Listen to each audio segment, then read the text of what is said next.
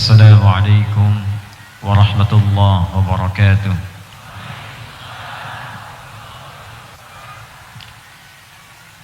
الحمد لله الرحمن علم القرآن خلق الإنسان علمه البيان فجعل القرآن هدى للناس فقال شهر رمضان الذي أنزل فيه القرآن هدى للناس فخص الهداية للمتقين فقال ذلك الكتاب لا ريب فيه هدى للمتقين. اللهم صل وسلم وبارك على رسولك الكريم النبي الأمين أرسلته رحمة للعالمين وجعلته مصدر هداية للناس كافة. وصل وسلم وبارك على سيدنا محمد وعلى آله وصحبه وأمته إلى يوم الدين. أما بعد فيا عباد الله أوصي نفسي وإياكم بتقوى الله فقد فاز المتقون فلا تموتن إلا وأنتم مسلمون. وقال تعالى يا أيها الذين آمنوا اتقوا الله حق تقاته ولا تموتن إلا وأنتم مسلمون. Hadirin sekalian, alhamdulillah kita masih diberikan oleh Allah kesempatan untuk hidup dan masih beriman sampai dengan siang hari ini kepada Allah Subhanahu wa taala. Semoga keimanan keislaman kita mampu dikuatkan oleh Allah Subhanahu wa taala dan kita jaga sampai dengan kita wafat kepada Allah. Karena itu seringkali Nabi sallallahu alaihi wasallam memberikan pembuka pada kesempatan sesi tausiah beliau ataupun sesi ta'lim beliau ataupun sesi pemberian mau'izah hasanah beliau kepada para sahabat dengan mengutip satu ayat dalam Al-Quran surah ketiga Ali Imran ayat 102 yang memberikan pesan kuat untuk menjaga takwa secara benar, karena ada orang mengaku bertakwa tapi tidak menunaikannya dengan benar. Maka turunlah surah Ali Imran surah ketiga itu ayat 102. Ya ayyuhalladzina amanu, hai semua orang yang telah mengatakan dirinya beriman, semuanya. Kalimat ya ayyuhalladzina amanu itu disebutkan 68 kali dalam Al-Quran. Ya-nya harfun nida disebutkan 361 kali dalam Al-Quran. Itu linida'il qarib wal mutawassit wal ba'id, untuk memanggil orang yang jaraknya dekat, menengah ataupun jauh.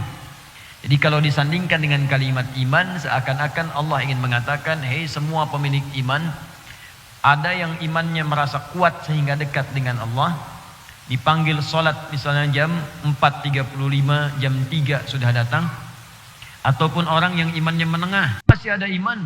Alladzina, dan iman itu kalian miliki oleh semuanya. Alladzina itu ismun mausulun yadullu ala al-amiyah, disebutkan 1080 kali dalam Al-Quran, menunjuk pada semua orang tanpa kecuali.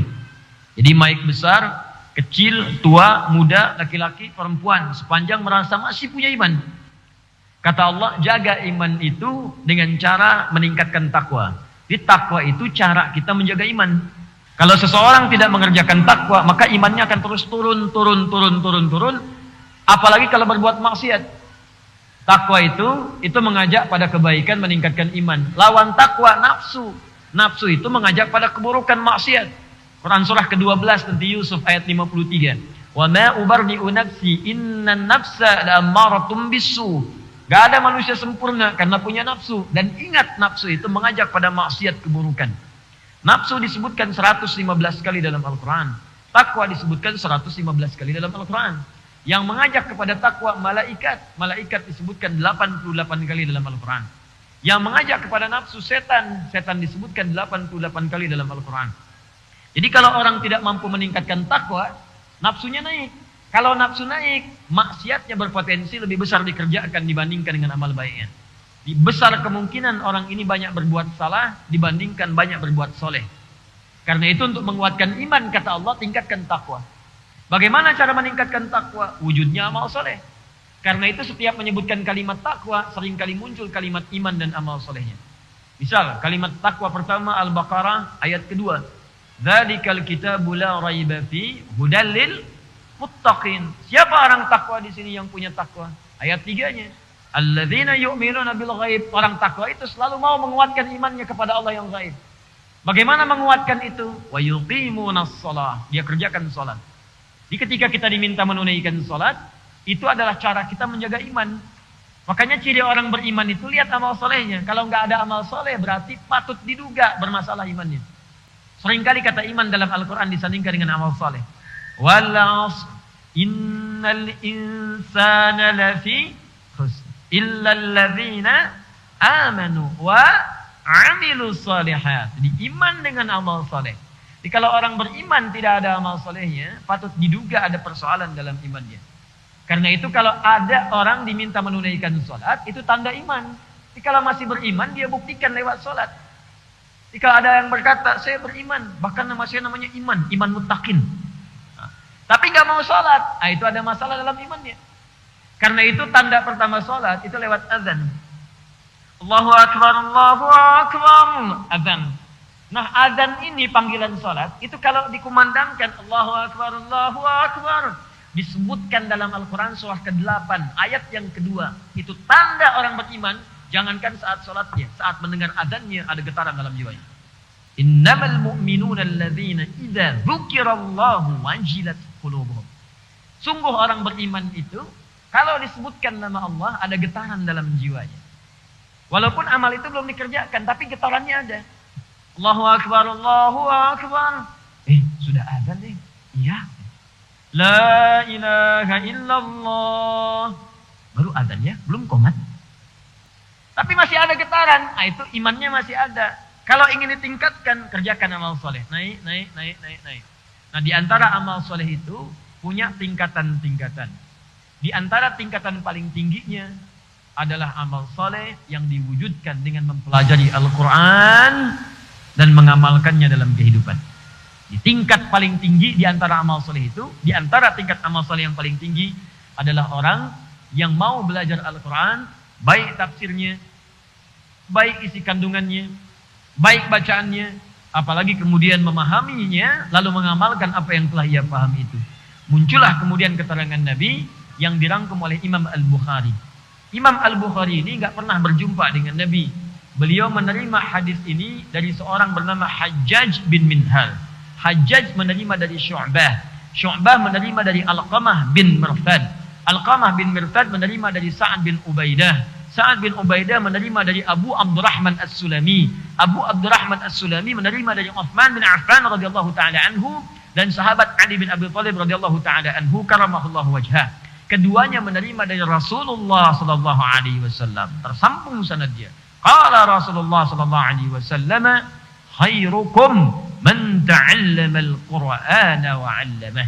Khairukum, jika ada orang baik di antara kalian, maka yang paling baik itu adalah man ta'allama al-Qur'ana wa 'allamah, yaitu orang yang mau mengkaji, belajar memahami isi Al-Qur'an, kemudian dari pelajaran itu dia mengamalkan isinya dalam kehidupan yang ia kemudian lalui. Maka dari itu saya kemudian merenungkan hadis inilah yang menjadikan saya kemudian membuat terusan kurikulum kita dalam kajian di Masjid Al-Fathu ini. Setelah kita menyelesaikan kurikulum pembuka dalam dakwah yang kemarin, saya ingin berikan dulu bekal-bekal ilmu dalam dakwah melalui isi Al-Quran, sehingga dengan bekal ilmu itu nanti materi selanjutnya untuk berdakwah semakin mudah untuk dipraktikkan. Karena dakwah tanpa ilmu itu mustahil. Seperti iman tanpa ilmu pun, iman tanpa ilmu bisa melahirkan perbuatan yang salah dalam ibadah. Antum beriman, imannya kuat banget, pengen dekat dengan Allah, ilmu belum ada. Besok pengen sholat subuh, bisa 3 rakaat. Ya, itu yang bisa keliru. Orang puasa Daud, dia sholat Daud. Orang Senin puasa, Selasa tidak. Dia subuh sholat, duhur tidak. Asar sholat, maghrib tidak. Semangatnya tinggi, cuman sayang tidak diiringi dengan pengetahuan yang lengkap. Ya, karena itu insya Allah kita akan mulai mengkaji Al-Quran Al-Karim dari keterangan tentunya para sahabat-sahabat dari kalangan ulama sebelumnya yang sampai kemudian kepada Rasulullah SAW sebagai penafsir terbaik yang langsung diberikan wahyu oleh Allah Subhanahu Wa Taala. Hari ini saya akan berikan muqaddimah, karena itu saya tidak bawakan dulu kitab. Nanti saya rincikan kepada teman-teman kitab tafsir yang bisa dijadikan rujukan dalam bahasan kita. Saya kalau ngaji tafsir biasanya tafsirnya saya kumpulkan. Ini misalnya tafsir Al-Quranil Azim, ya, Ibnu Katsir. Kemudian tafsir Al-Maraghi misalnya. Ada tafsir Ruhul Ma'ani lil Alusi misalnya. Ada tafsir Mafatihul Ghaibnya misalnya Fakhr Razi. Ada tafsirnya misalnya Asy-Sya'rawi. Tahrir wa Tanwirnya Ibnu Asyur. Dijelaskan satu-satu, nanti dilihat setiap kalimat, setiap huruf apa maknanya di setiap kitab tafsir ini. Lalu disimpulkan jadi satu, baru dibuat sebuah modul. Nanti untuk patokan kita dalam setiap pertemuan, saya nanti tunjukkan satu kitab, mungkin jadi patokan kita untuk bacaan standar, tapi insya Allah setiap pertemuan kita coba berikan kurikulumnya dan kesimpulan-kesimpulannya sehingga mudah nanti untuk dipahami dan diamalkan insya Allah. Siap ya? Baik, hari ini kita insya Allah akan kaji muqaddimah pembahasan tentang surah Yusuf. Surah ke-12. Saya ulangi, surah Yusuf. Surah ke-12. Kadang-kadang menjadi surah favorit para ibu-ibu. Sampai ada di masyarakat menyebar, kalau sedang mengandung, kandungan sudah 4 bulan, kemudian bayinya ingin ganteng, tampan, dan soleh, maka baca surah Yusuf. Kalau ingin cantik dan soleha, baca surat Maryam. Sampai kiamat kurang 2 hari dibaca, gak akan nyampe. Karena yang dimaksud dibaca itu, kata para ulama, bukan sekedar dibaca. Bukan sekedar dikejar hatam, tapi dipahami isinya. Kalau lahir laki-laki, didiklah seperti Nabi Yakub mendidik Yusuf alaihi wassalam, seperti disebutkan dalam runtutan kisah di ayat itu. Kalau lahir perempuan pengen seperti Maryam, baca suratnya, pahami isinya, lalu amalkan pendidikan Hannah dengan Imran dalam mendidik Maryam, amalkan oleh bapak ibu. Hannah itu bukan nabi, Imran bukan nabi, keluarga biasa, tapi bisa mendidik anaknya sampai dengan dekat dengan Allah Subhanahu wa taala. Keluarkan metodenya, didik anaknya. Itu yang dimaksud lahir perempuan seperti Maryam, lahir laki-laki seperti Yusuf alaihi salam. Kalau cuma dibaca nggak dipraktekkan, belum tentu bisa meraih apa yang didapatkan. Baik, surah Yusuf surah ke-12 yang tersusun dalam urutan mushaf dalam Al-Quran. Dari 114 surah dibuka dengan Al-Fatihah, diakhiri dengan An-Nas, posisi ke-12 terletak surah Yusuf. Bapak Ibu sekalian, surah ini disebut oleh para ulama di antara surah yang banyak pesan, hikmah, dan manfaatnya bagi kehidupan. Di semua surah dalam Al-Quran itu banyak pesannya. Banyak manfaatnya, banyak keistimewaannya. Tapi surah ini digaris bawahi oleh para ulama, ada pesan-pesan dan hikmah yang sangat istimewa, karena menceritakan sebuah kisah lengkap sempurna dari awal sampai akhir, dan kisah itu diisyaratkan di surah-surah ini, di ayat-ayat ini, kisah itu boleh jadi akan sama dialami oleh orang-orang setelahnya, walaupun peristiwanya berbeda, tapi rasanya akan sama. Misal, mohon maaf, ada yang pernah punya saudara kemudian terlibat iri hati? Ada. Anda misalnya punya anak 3 orang, satu dengan yang lainnya bisa berselisih. Bagaimana cara mendamaikannya? Kalau dari kecil saja rebutan permen gak bisa didamaikan, nanti rebutan warisan bisa saling menyakiti. Kecil rebutan permen gak bisa didamaikan, dewasa rebutan warisan bisa saling bunuh. Bisa menumpahkan darah. Sampai muncul bab dalam faraid, dalam ilmu waris, jika ada ahli waris kemudian membunuh saudaranya, maka mahjub, dia tidak mendapatkan warisan. Kenapa muncul kalimat itu? Karena memang berpotensi di kemudian hari terjadi sifat iri hati yang dibisikkan oleh setan di antara persaudaraan itu. Maka surah Yusuf di antaranya memberikan gambaran kepada kita bagaimana memberikan nilai kasih dan sayang pada hubungan saudara dan saudari di keluarga supaya harmonis sampai di kemudian hari. Surah Yusuf juga, Bapak dan Ibu sekalian, menghadirkan ujian yang komplit dalam kehidupan dan cara menyikapinya. Jadi kalau Anda merasa sedang punya masalah, maaf ya, Nabi SAW sedang punya persoalan. Berat dian persoalannya. Tidak mudah dihadapi. Yang diturunkan oleh Allah diantaranya surat Yusuf. Saat sakit, turun kisah Nabi Ayub alaihissalam. Saat kemudian mohon maaf, dilecehkan oleh orang-orang sekitarnya, dizalimi, diturunkan kisah Nabi Yunus alaihissalam. Saat kemudian dimusuhi, macam-macam, turun kisah Nabi Isa alaihissalam. Saat diusir, turun kisahnya Nabi Ibrahim alaihissalam. Tapi yang paling menarik, saat semuanya terakumulasi ujian-ujian itu, turunlah kisah Nabi Yusuf alaihissalam. Muhammad sallallahu alaihi wasallam, engkau dari kecil dirawat, bapak tidak ada, tapi ada ibu yang menyayangi, ada kakek yang menyayangi, ada paman yang menyayangi. Ini Yusuf dari kecil sudah diuji. Kecil sudah dimusuhi oleh saudara-saudaranya. Bayangkan, 12 bersaudara, 10 memusuhi. Beliau hanya dengan adiknya. Dan dalam kondisi itu, ibunya sudah meninggal dunia. Dan kan ibu itu kan tumpuan. Anda yang laki-laki, kebanyakan curahkan pada ibu kalau sedang ada masalah. Walaupun ayah ada, tapi tetap ngobrolnya sama ibu. Ini Nabi Yusuf, dari sejak kecil, punya persoalan dengan 10 saudaranya. Mereka iri hati dengan beliau. Mereka merasakan Yusuf tantangan. Mau cerita ke siapa? Ibu sudah tidak ada. Dari kecil. Dimusuhi, dibuang ke dalam sumur. Anda bayangkan. Dijual. Dari kecil tuh, dijual pada orang yang tidak dikenal. Masuk ke sumur, dibawa oleh kafilah. Setelah itu dijual. Anda bayangkan. Setelah itu apa yang terjadi? Jadi budak, dipasarkan. Dari kecil. Kecilnya diiri hatikan, dilempar ke dalam sumur, dibawa oleh orang kemudian dipasarkan, dijual, dibawa jadi budak. Tumbuh remaja, digoda oleh perempuan, difitnah. Halo? Remaja. Setelah itu apa yang terjadi? Dimasukkan ke dalam penjara. Dihukum juga di situ beberapa tahun. Dan mengalami tindakan yang tidak menyenangkan juga. Setelah itu apa yang terjadi? Puncaknya Allahu Akbar. Allah ganti semua nilai kehidupannya. Yang tadinya terasa tidak menyenangkan itu. Dengan segala pengorbanan yang tidak biasa itu. Apa yang kemudian disikapi oleh beliau? Ini yang akan kita pelajari. Apa yang Nabi Yusuf lakukan saat kemudian mendapatkan fitnah, celaan, tantangan, bahkan dari saudara terdekat sendiri. Dari orang-orang terdekat sendiri. Kita akan ambil hikmahnya. Bagaimana Yusuf menyikapi ketika difitnah melakukan misalnya selingkuhan dan zina. Bagaimana Nabi Yusuf menyikapi ketika beliau ada di jabatan, kemudian banyak orang yang iri hati dengan itu. Bagaimana Nabi Yusuf menyikapi ketika beliau mulai dipercaya dan mendapatkan kedudukan. Dan puncaknya, bagaimana Nabi Yusuf menyikapi ketika beliau telah bisa mengalahkan semua kesulitan dahulu, air mata sudah hilang, dan sedang berada di puncak. Saat sedang di puncak pun, apa yang dikerjakan oleh beliau.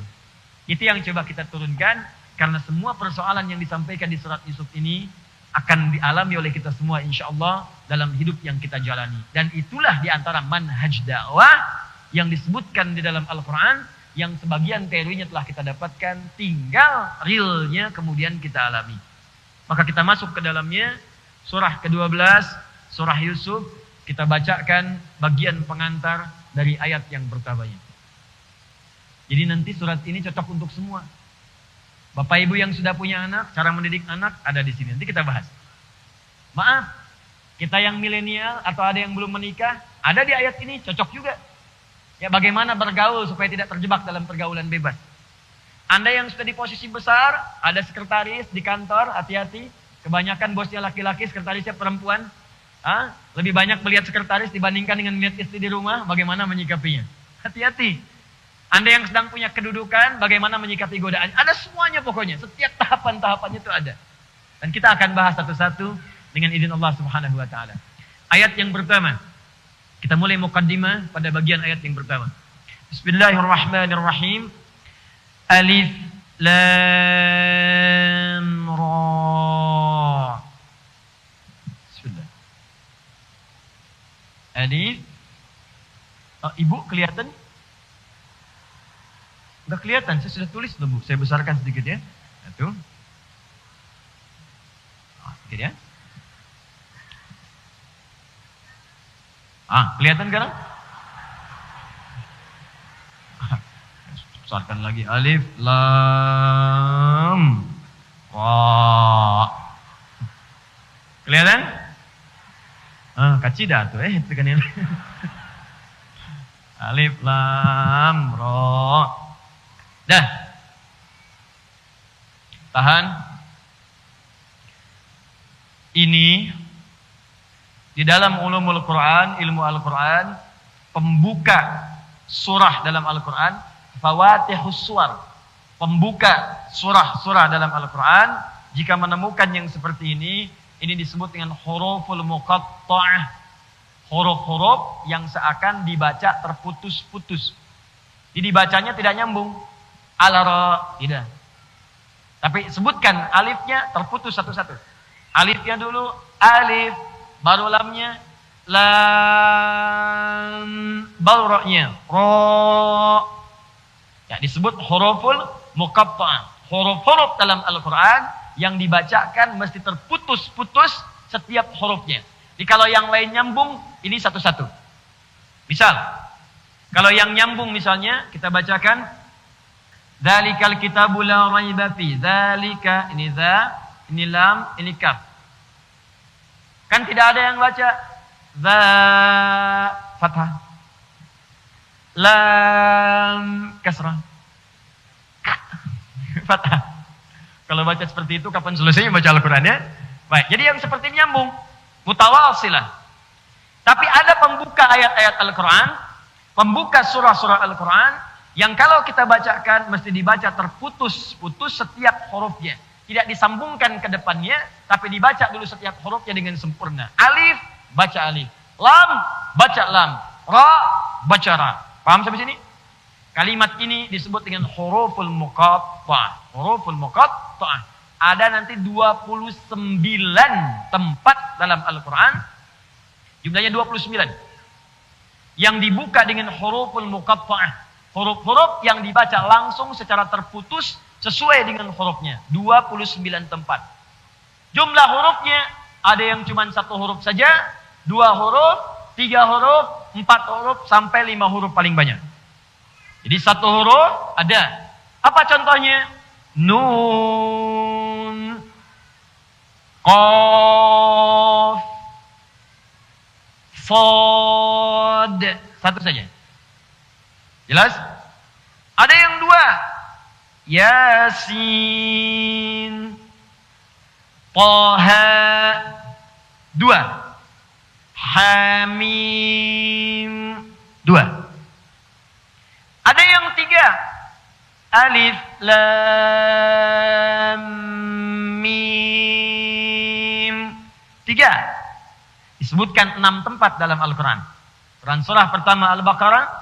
Surah kedua Al-Baqarah, surah ketiga kemudian ada Ali Imran, surah ketiga Ali Imran, kemudian diteruskan Al-Ankabut 29, Ar-Rum 30, Luqman 31, As-Sajdah 32. Ada juga 3 huruf yang sekarang kita baca sekarang. Alif, Lam, Ra. Alif, Lam, dan Ra. 3 huruf. Disebutkan di 5 tempat dalam Al-Quran. Sebutkan berapa tempat? 5 tempat dalam Al-Quran. 3 berurutan, 2 juga berurutan. 3 ini surah ke-10 Yunus, surah ke-11 Hud, surah ke-12 Yusuf, surah kemudian ke-14 Ibrahim, surah ke-15 surah Al-Hijr. 5 ini diawali dengan kalimat alif, lam, kemudian ra. Ada yang 4 huruf. Alif, lam, mim, sad. Quran surah ke-7 Al-A'raf. 4 huruf. Ada yang 5 huruf. Quran surah 19. Kaf, ha, ya, ain, sad. 5 huruf. Ah, gitu cara bacanya. Dan hamim, ain, sin, qaf. Ya. Jadi 1 huruf, 2 huruf, 3 huruf, 4 huruf. Paling banyak berapa? 5 huruf. Nah, sekarang pertanyaannya, apa makna dari huruf-huruf ini? Kenapa dibaca beda dengan yang lainnya? Awas, karena nanti begini, ada yang tulisannya sama, tapi cara bacanya beda. Sama tulisannya, cuma cara bacanya beda. Karena itu baca Al-Quran gak bisa sendiri. Dia harus talaqi, ada guru. Gak bisa Anda lihat mushaf langsung bisa baca, belum tentu. Apalagi dulu, saat tidak ada harakat. Ingat, harakat di mushaf itu baru dituliskan tahun 150 Hijrah. Atas inisiatif seorang alim kabir, ahli ilmu nahwi, namanya Khalil bin Ahmad Al-Farahidi. Sebelumnya diinisiasikan oleh Abul Aswad Ad-Du'ali atas isyarat dari sahabat Ali bin Abi Thalib radhiyallahu taala anhu. Yang petunjuknya didapatkan dari Nabi sallallahu alaihi wasallam sebelum-sebelumnya. Ketika turun wahyu kata Nabi, yang bisa tulis bagian tuliskan. Ada yang tulis kemudian di bebatuan, di tulang belulang yang sudah suci, di pohon pelepah-pelepah kurma, tuliskan. Ada Muawiyah bin Abi Sufyan, ada Ubay bin Ka'ab misalnya, ada Zaid bin Thabit, ada Ali bin Abi Thalib, dan ada banyak-banyak yang lainnya lagi. Tapi baru diberikan harakat setelahnya 150 Hijrah. Sehingga Kalau dulu dituliskan begini Pak, Bu, alif, kemudian lam, kemudian mim. Baca. Alif, lam, mim. Tuh kan? Bukan. Alam. Alam nashrah laka sadrak. Alam tara kaifa fa'ala rabbuka bi ashabil fil. Bagaimana membedakan alam dengan alif lam mim? Sekarang mudah kelihatan harakatnya. Dulu bagaimana? Talaqi dengan gurunya. Jelas ya? Nah, kalau ada yang seperti ini, alam ini bukan huruful muqatta'. Tapi kalau kemudian dibaca per hurufnya di awal surah, maka ini yang disebut dengan huruful muqatta'. Apa maksud huruf muqatta'ah ini? Satu, ada pendapat di kalangan ulama, huruf-huruf muqatta'ah ini adalah singkatan dari proses turunnya wahyu. Huruf-huruf muqatta'ah ini adalah singkatan dari proses turunnya wahyu sesuai dengan jenis hurufnya. Ini pendapat pertama. Misal, seperti alif lam mim atau alif lam ra. Itu ada yang mengatakan alifnya kembali kepada lafaz Allah. Allah. Lamnya kepada Jibril. Lam. Mimnya Muhammad sallallahu alaihi wasallam. Atau kalau dia ra kepada Rasul. Di alifnya dari Allah, lamnya dari malaikat Jibril, ra-nya kemudian kepada Rasul. Ini pandangan kelompok yang pertama. Ada yang mengartikan ini Allah. Lamnya ke malaikat Jibril. Ra-nya kepada Rasul. Dari mana taunya Rasul? Lihat di mim yang sebelumnya, Muhammad sallallahu alaihi wasallam. Ini pendapat yang pertama. Diseakan-akan ingin mengatakan semua ayat-ayat Al-Qur'an ini, semua firman yang sampai ke Muhammad sallallahu alaihi wasallam ini bukanlah kreasi Nabi Muhammad, tapi semua ayatnya bersumber dari Allah Subhanahu wa taala. Ini firman Allah yang disampaikan melalui malaikat Jibril, diteruskanlah kepada Rasulullah Muhammad sallallahu alaihi wasallam. Ini pendapat kalangan ulama tafsir yang pertama. Jikalau Bapak Ibu ngaji tafsir di kitab-kitab manapun yang sifat kitabnya komplit, ini pasti pendapat pertama ini disebutkan. Silakan ngaji misalnya kitab-kitab tafsir ya yang komplit disebutkan. Ibnu Katsir kah, Al-Qurtubi kah, Ruhul Ma'ani kah, Mafatihul Ghaib kah, pendapat pertama ini akan disebutkan. Walaupun pendapat yang ini disampaikan oleh para ulama yang lain termasuk pendapat yang lemah sifatnya. Ya. Dimasuk golongan kata sebagian ulama ini pendapat sifatnya kirata. Kira-kira nyata. Ya. Jadi dilihat-lihat nih. Dan orang bertanya lagi, oh kalau alif lam ra begitu, apa artinya alif lam mim shad? Hah? Alifnya Allah, lamnya malaikat, mimnya Muhammad, shadnya siapa? Kalau alif lam mim kemudian demikian, alif lam mim shad apa? Lalu alif kemudian lam ra, diartikan seperti itu. Lalu yang kedua kaf ha ain shad, kaf ha ya ain shad artinya apa? Nun artinya apa? Yasin artinya apa? Nah, jawaban itu tidak sampai komplit seperti yang sebelum-sebelumnya. Karena itu, para ulama kemudian jumhur memberikan pandangan, dan pandangan ini yang paling tepat untuk kita dapatkan. Jika Anda temukan dalam Al-Quran, surah-surah dibuka dengan huruf-huruf muqatta'ah. Terdapat nanti 29 tempat dalam Al-Quran, ini menunjukkan berita sekaligus tantangan dari Allah Subhanahu wa Ta'ala kepada orang-orang Arab di masa jahiliyah yang mereka itu pakar sastra, ahli bahasa, yang bisa menyusun kata-kata dan puisi-puisi yang sangat indah seketika bahkan tanpa berpikir. Semua puisi-puisi ini, syair-syair ini, itu Pak Ibu kalau belajar bahasa Arab, wah akan merasakan keindahannya. Seakan kalau dalam tandangan manusia, kalau dalam karya manusia, itu karya sempurna lah. Dalam pandangan manusia ya, itu sempurna lah. Jadi ada yang bisa buat A, ujungnya A semua. Panjang. Bukan cuma 1-2 bait, kadang-kadang 100 bait. Bapak Ibu pernah dengar qasidah? Qasidah. Tala'al badru alaina tangtung tangtung tangtung tangtung ya. Nah, sebagian orang tuh menilainya begitu. Qasidah itu asalnya bukan rebana, bukan. Qasidah itu adalah puisi yang berisi paling minimal 7 bait. 7. Ya, 1 disebut yatim, 2 lengkap, syair, kemudian bait. 2. Sampai ke 7 disebut qasidah. Kalau qasidah itu dikumpulkan jadi diwan namanya. Diwan.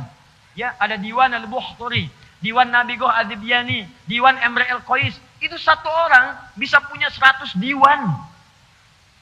Kalau 100 dikali 7, 700 Pak. Sekali bikin tuh.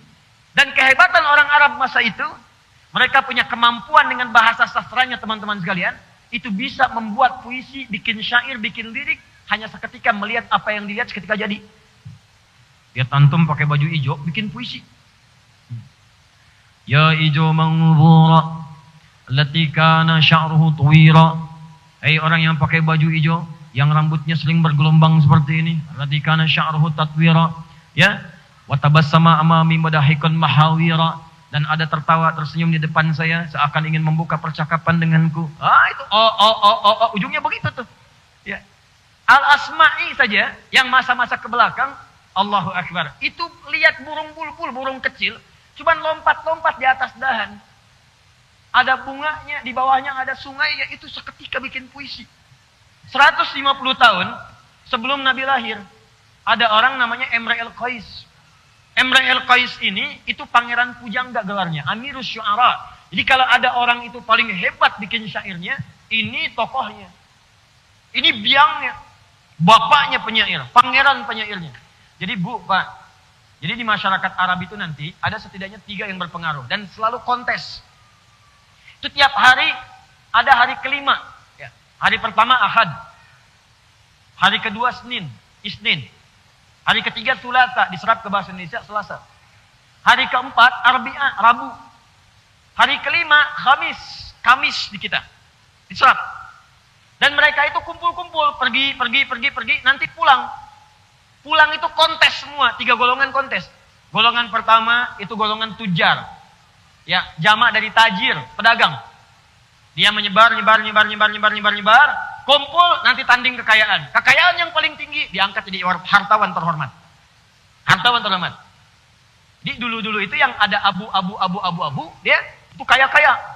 Abu Jahal, Abu Lahab, gitu kan? Itu kaya-kaya tuh, hartawan-hartawan. Yang sekarang misalnya, itu nggak ada apa-apanya. Naik tuh, jadi ketinggalan ya. Kemudian ada lagi yang kedua, dukun, kahin, sahir, tukang sihir, dukun. Itu pun kontes. Bayangkan 5 hari merenung. Cari jimat-jimat, bikin. Jadi. Nanti kumpul tuh di hari yang ke-6. Siapa yang paling dahsyat jimatnya? Itu yang kemudian jadi acuan. Bahkan kalau orang mau kerja, lapor dulu ke dukun itu. Nanti ada yang lemparkan semacam dadu. Ada yang terbangkan burung. Burung terbang. Ya, burung terbang. Burung kemudian balik lagi. Aman Pak, silahkan. Transaksi, silahkan. Niaga, silahkan berkelana. Silahkan, lewati lembah, ya, lewati gunung. Silahkan, terus balik lagi. Selamat. Tapi kalau burungnya pergi, nggak balik lagi. Jangan Pak, ini hari sial. Jangankan Bapak, burung aja nggak balik lagi. Namanya tatoyur. Dukun. Yang ketiga, ini syair. Syair. Jamaknya syu'ara. Ini pun jadi kalangan yang terhormat di kalangan jahiliyah. Hati-hati sampai nanti turun surahnya menyebut kebiasaan mereka. Surah ke-26. Syu'ara ini semua kontes Pak Bu. Setiap hari Ahad sampai hari Kamis, mereka kumpul nyari-nyari ke lembah, naik ke bukit, cuman cari inspirasi untuk bikin lirik. Seketika. Nanti kalau udah kumpul, hari yang ke-6 mereka akan berkumpul di pusat-pusat hiburan. Aswak, jama dari suk, pasar. Suk Dumatil Jandal, Suk Iqab, kumpul. Puncaknya akan berdiri kemudian di satu bukit dekat Ka'bah. Yang bukit ini sekarang disebut dengan Jabal Qubais, yang ada bangunan di atasnya, bangunan istana. Ya. Jadi kalau saya sering contohkan, di sini ada Zam-Zam, di sini Bukit Safa, di jalan sedikit ada merpati-merpati, ini ada bukit nih. Sekarang sudah agak landai, dulu tinggi sekali begini. Di atas ini ada bangunan istana seperti ini. Ini Masjidil Haram. Ini Ka'bah di sini. Ya, Anda lewat sini masuk. Nah ini di sini ada pos security. 1 orang penjaga CCTV ke sini warna putih. Kipas angin di atas sampai sini itu ada 35 kipas angin. Pintu 26, pintu 27, babun Nabi, babu salam. Ini masa jahiliyah orang sering kontes di sini. Di penyair kontes. Nanti yang paling juara, yang syairnya paling hebat, itu akan dituliskan dengan tinta emas. Di sebuah kain itu kemudian akan ditempelkan di Ka'bah. Disebut dengan mu'allaqat namanya, yang ditempelkan di Ka'bah. Nanti datang masa Islam, kain itu digantilah dengan kain kiswah. Diganti dengan ayat Al-Quran. Itu sejarah asal mulanya kiswah diganti kemudian dengan ayat-ayat Al-Quran. Asalnya syair. Disebut dengan mu'allaqat. Jadi ada 7 yang terbaik. Boleh syairnya ditulis dengan tinta emas, ditempelkan kemudian di kain, dilingkarkan ke Ka'bah. Maka disebut dengan mu'allaqatus sab'ah. Di situ ada kemudian, misal Imrul Qais. Rumusnya tawil. Tawilun lahu dunal bukhuri fadailu, fa'ulun mafa'ilu. Kifa nabki min dzikra habibin wa manzili, bisaktili wa bainad dakhuli fahaumali. Imrul Qais lewat di sebuah bukit. Tiba-tiba ada lelaki anak muda yang sedang merenung. Ternyata dia baru diputuskan oleh kekasihnya. Lalu dia katakan, "Kifa nabki min dzikra habibin wa manzili, bisaktili wa bainad dakhuli fahaumali." Duhai anak muda yang sedang merenung, yang memikirkan tempat pertemuan dengan kekasihnya. Ayo move on, jangan banyak melamun seperti itu. Gak ada. Jadi kalau anak muda sekarang cuma boncengan, ya putus cinta bikin status, nikah juga belum. Maaf, dah ketuluan zaman jahiliyah. Zaman jahiliyah. Bahkan jahiliyahnya banget. Karena 150 tahun sebelum lahir Nabi. Jadi zaman jahiliyah 150 tahun sebelumnya. Kebayang nggak? Ini jahiliyah nih. Lahir Nabi 150 tahun sebelum jahiliyah. Jahiliyah banget. Jadi kalau ada yang nggak bisa move on, nggak bisa mendekat kepada Allah, hanya kalah oleh situasi yang kecil-kecil, kasih tahu jahiliyah. Udah keduluan. Itu kebiasaan mereka tuh, bikin. Lalu teman-teman sekalian, apa yang terjadi? Karena mereka merasa hebat, ya, dengan syairnya, merasa hebat dengan sastranya, maka diturunkanlah oleh Allah Al-Quran dengan bahasa-bahasa yang sangat indah, dengan berita-berita yang sangat nyata, dan Allah tantang kepada mereka, katanya suka bikin syair, katanya hebat, katanya bagus. Kalau bisa, bikinlah seperti Quran ini, yang bahkan ayat-ayatnya disusun dari huruf-huruf yang biasa kalian buat untuk membuat syair itu. Bukankah mereka membuat syair dengan bahasa mereka? Ada yang dari alif, ada dari lam, ada dari mim, ada dari ra. Nanti kalau Anda belajar kaidah bahasa Arab, belajar qasidah, ada misalnya lamiyah, qasidah yang diakhiri dengan huruf lam semuanya. Ada yang hurufnya ra, semua ujungnya ra. Ada yang hurufnya ba, semua. Ada 16 rumus disebut dengan bahar namanya. Bahar. Ilmunya disebut ilmu arud. 16. Tawil, rajas. Tawil yang tadi, rajas. Mustafilun. Madid, mufa'alatun fa'ilatun fa'ilatun. Mufa'alatun fa'ilatun fa'ilatun. 16 rumus. Kata Allah, pakai rumus-rumus kalian tuh. Bikin semisal Al-Quran. Kalian tuduh Muhammad SAW pencipta Quran, pembuat Quran, penyair, tukang sihir. Sekarang buktikan di hadapanku, kata Allah. Saya menantang kalian semua. Kalau perlu, dukun-dukun yang minta bantuan jin, mintakan bantuan kepada jin, bikin seperti Al-Quran. Al-Quran saya firmankan dari bahasa-bahasa yang kalian bikin syair-syair kalian dari alif sampai dengan ya itu. Alif, lam, ra. Saya perkenalkan. Nih, ada alif, ada lam, ada ra. Kalau mampu, bikin seperti apa yang akan saya sampaikan ini. Jelas? Jadi ayat-ayat Al-Quran, surah-surahnya sering dibuka dengan huruf muqatta'ah untuk menyadarkan orang-orang Arab bahwa nih, ada firman yang suci, ada kalimat-kalimat yang bukan dibuat oleh manusia. Sebab kalau Al-Quran ini dibuat oleh syair, orang yang bisa puisi, maka rumusnya tidak akan keluar dari 16 rumus itu. Akan sama formulasinya. Sama Pak. Kayak Bapak misalnya pernah dengar orang musik. Itu musik itu asalnya dari sini Pak. Notasi-notasinya. Dari sini asalnya. Mustafilun. Dibawa sampai do, re, mi, fa, sol, la, si, do. Itu ditemukan oleh orang Islam dulu. Dal, ra, mim, fa, sol, lam. Ya. Sod, dal. Do, re, mi, fa, sol, la, si, do. Itu asalnya orang Muslim Persia dulu. Dibawa ke Eropa. Jadi notasi. C, D, F, G, A, B, C, D, A, B, K, D, F, G, D, F, G, A, B, C, D, A, B, C, D, F, G, A, F, G, A, B, C, D, E, B, C, D, E, F, G, A, B, F, G, A, B, C, D, A, F, G, A, B, C. Kunci A, kunci D, kunci E, kunci F, judi, tuh. Dari situ. Udah ada patokannya. Saya senang baca, saya senang belajar. Kalau itu saya nggak bisa. Suruh main piano nggak bisa saya. Karena itu memang bukan bidang saya dan saya nggak terlalu suka. Kalau saya sudah senang Al-Quran yang gitu saya nggak suka. Gitar saya nggak tahu. Nggak tahu, saya nggak ngerti. Cuman kalau notasi apa saya baca, saya hafalin. Saya tahu asalnya dari mana, kapan dibawanya, siapa yang rumuskannya. Sama saja dari rumus-rumus awal. Cuman Allah tantang, katanya hebat bikin semisal Quran. Kan sama, alif, lam ada lam. Gak akan bisa. Allah turunkan misal contoh surat Ad-Duha, semua sama. Wad-duha, wal laili idza saja, ma wadda'aka rabbuka wa ma qala, walal akhiratu khairul laka minal begitu pakai hurufnya ra mufakham jadi wala sawfa yu'tika rabbuka fatarda. Di semua sama. Kalaupun dibaca dengan orang yang enggak bisa bisanya Di Arab itu ada orang enggak bisa bisanya terus. Jadi kalau Anda bilang dia kaifa haluk, kaifa halik. Madrasah, madrasah. Anta, inti. Ana, ani. Tuh. Mungkin Betawi dari situ belajarnya.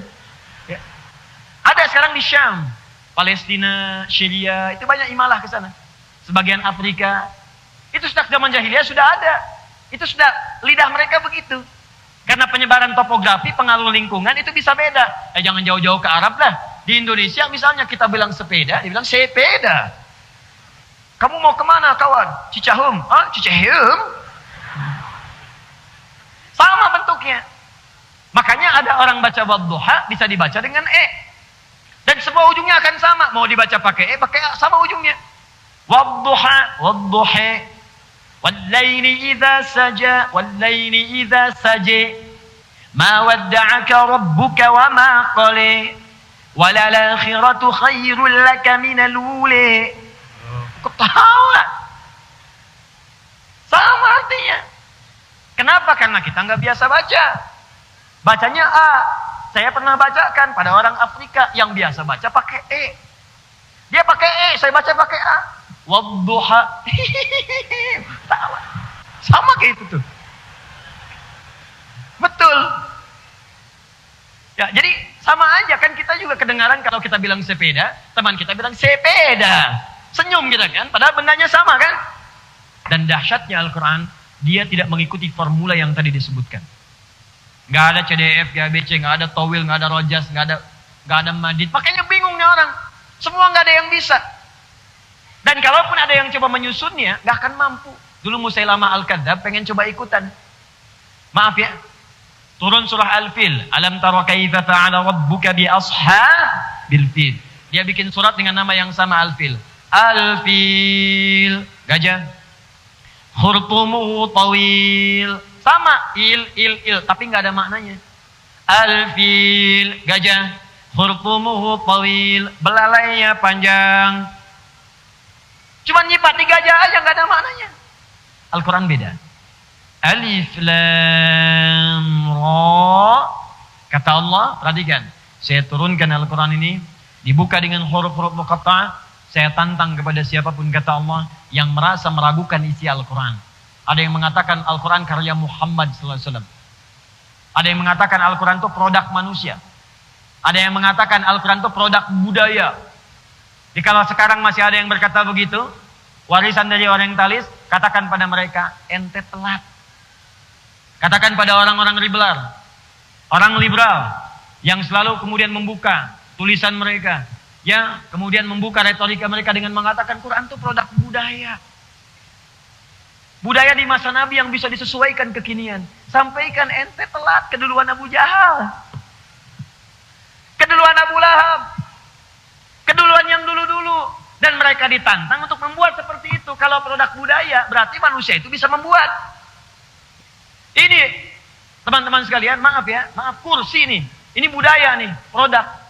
Kalau manusia bisa bikin, manusia lain bisa bikin. Ini meja nih, produk budaya. Manusia bikin, yang lain bisa bikin. Bahkan variasinya bisa banyak. Ini dari triplek, ada yang dari kayu, ada yang dari besi, ada yang dari bahkan dari perak, dari macam-macam tembaga. Bikin meja. Gelas, ada yang bening, ada yang dihiasi kuningan, ada yang dihiasi tembaga, dihiasi macam-macam budaya. Tuh.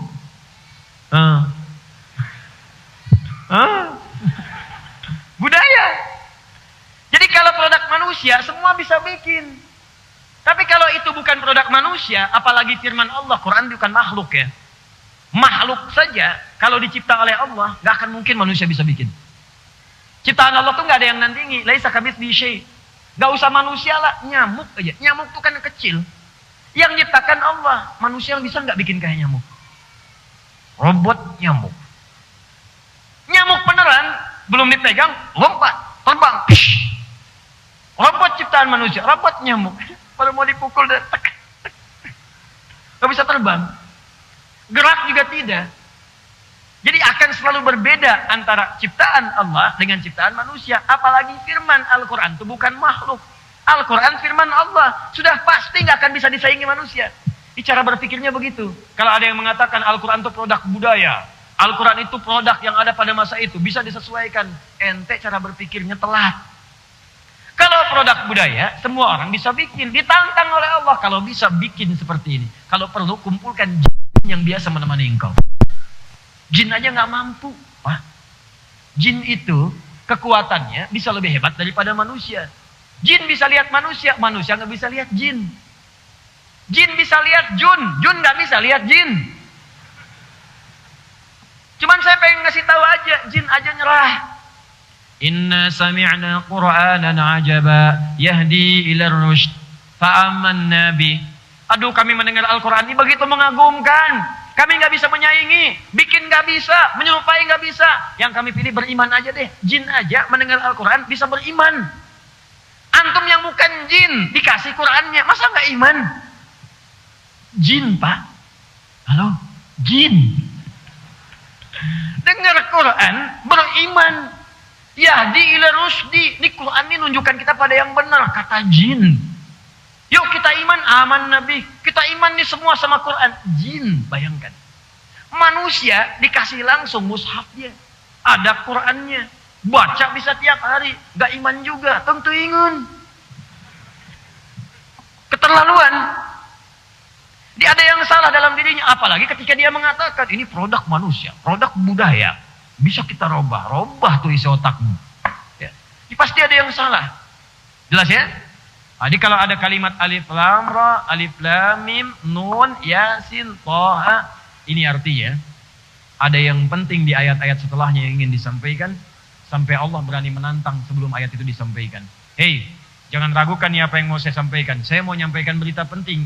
Kalau masih ragu juga, bikin seperti apa yang mau saya sampaikan. Jadi kenapa dibuka dengan alif lam ra? Hikmah keduanya, jika ada ayat Al-Quran dimulai dengan huruful muqatta'ah, ini artinya ayat-ayat setelahnya berisi informasi yang penting, yang sangat bermanfaat, yang tidak boleh kita kemudian abaikan walau sekedar diragukan. Jadi meragukan saja tidak boleh, apalagi kemudian kita tidak menyimak dengan baik atas apa yang akan disampaikan. Kalau kita mau ragu saja, kata Allah, kalau kamu ragu, bikin aja seperti apa yang saya buat. Ya. Wa in kuntum fi raibin mimma nazzalna ala abdina fa'tu bi suratin min wad'u syuhada'akum. Terus min dunillahi in kuntum shadiqin. Kalau ragu, bikin semisal itu.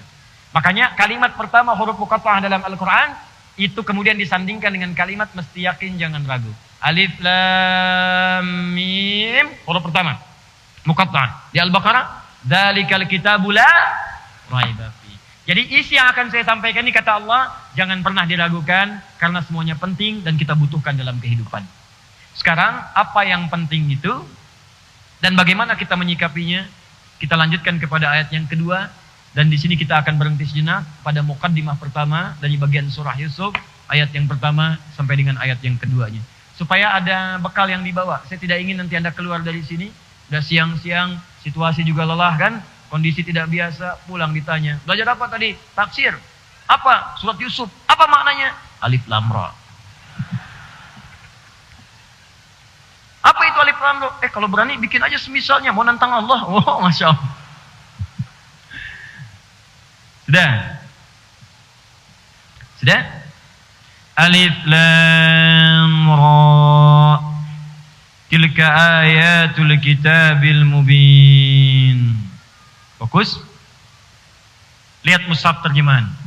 Nanti kalau bulan depan ngaji lagi, minimal bawa mushaf ya. Dulu pernah saya bagikan di sini supaya bisa terlihat nanti.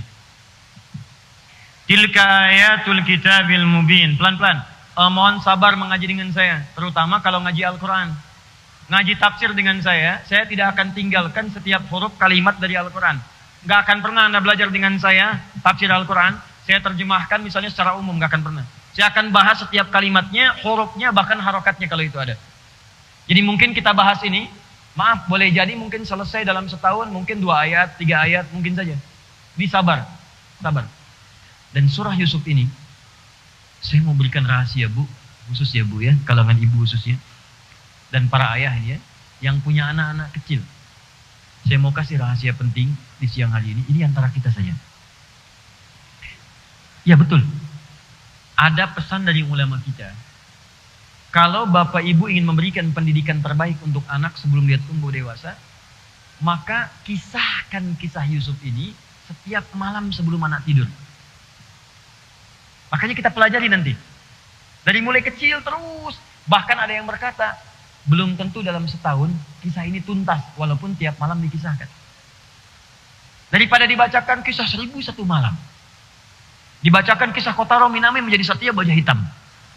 Ya, kisah Sensei Iya bertemu dengan misalnya Ricky. Ya, bertemu dengan Yoga, debu-debu intan. Dan gak ada isinya. Kembalikan ke Al-Quran. Nanti kita akan lihat. Ya. Saya hafal, saya lihat. Tapi apakah lihat? Enggak. Nonton? Tidak. Tapi saya tahu. Ya. Yuk kembalikan. Tilka ayatul kitabil mubin. Fokus. Tilka ayat. Saya mulai dari kata ayat dulu. Di situ bentuknya jamak. Tilka ayatul kitabil mubin. Ayat. Begini bentuknya. Fokus. Ayat. Ini jamak dari kata ayatun. Jamak. Ayat. Ini bentuk tunggalnya. Singular. Mufrad. Ini bentuk jamaknya. Ayat sering diartikan tanda. Tanda itu sifatnya ada 3 kalimat secara umum. Ada 3 istilah. Yang kadang disebutkan 2 di dalam Al-Quran. Selebihnya dalam hadis atau bahasa Arab biasa. Ada 3 kalimat. 1, simatun. Atau samatun. Fokus. 1, simatun. Sin, mim, ta. Gini.